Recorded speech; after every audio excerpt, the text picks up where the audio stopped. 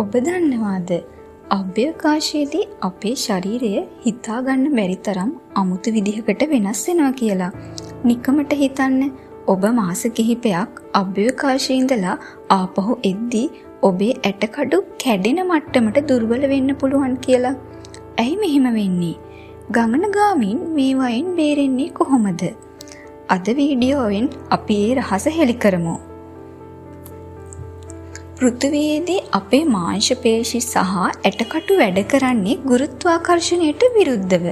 හැබැයි අභ්‍යවකාශයේදී බරක් දැනෙන්නේ නැති නිසා අපේ මොළය හිතනවා දැන් මේ මස්පිඩු වැඩක් නැහැ කියලා. ඒ නිසා ඒවා වේගයෙන් දිය වෙන්න පටන් ගන්නවා. මේක පාලනය කරන්න ඔවුන්ට දිනකට පැය 2ක් අනිවාර්යෙන්ම අභ්‍යවකාශ ජිම් එකේ වැඩ කරන්න වෙනවා. හැබැයි මේ ජිම් එක අපේ ඒවා වගේ නෙවෙයි. එහි ඩම්බල් ඉස්සුවට බරක් දැනෙන්නේ නැහැ. ඒ නිසා ඔවුන් පාවිච්චි කරන්නේ වැකියුම් ප්‍රෙෂර් හෝ ඉලාස්ටික් ප්‍රතිරෝධය සහිත උපකරණ.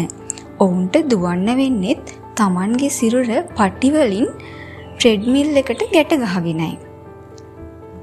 ඊළඟ වැදගත්ම දේ පෝෂණය. හිරු එළිය කෙලින්ම ඇඟට වදින්නේ නැති නිසා ඔවුන්ට විටමින් D අධිකව ගන්න වෙනවා.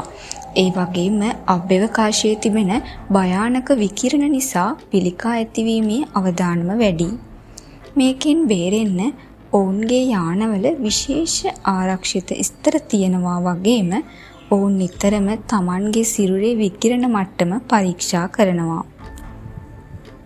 හැබැයි සිරුර විතරක් නෙවෙයි මනසත් වැදගත්.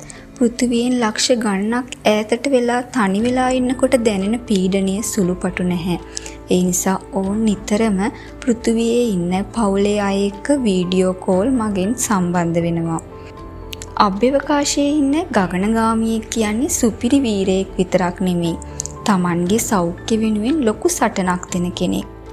හඳට යන්න අවස්ථාවක් ලැබුණොත් මේ වගේ පැය 2ක් ව්‍යායාම කරන්න සූදානම්ද? පහලින් කමෙන්ට් කරන්න.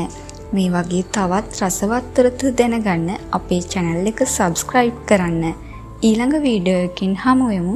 සුබ දවසක්.